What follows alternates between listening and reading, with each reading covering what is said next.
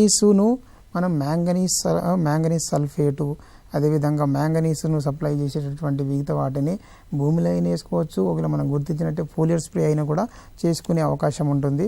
1 నుంచి 5 కిలోలు ఒక హెక్టార్కు మ్యాంగనీస్ వేసుకున్నట్టయితే ఈ సమస్యను మనము అధిగమించే అవకాశం ఉంటుంది.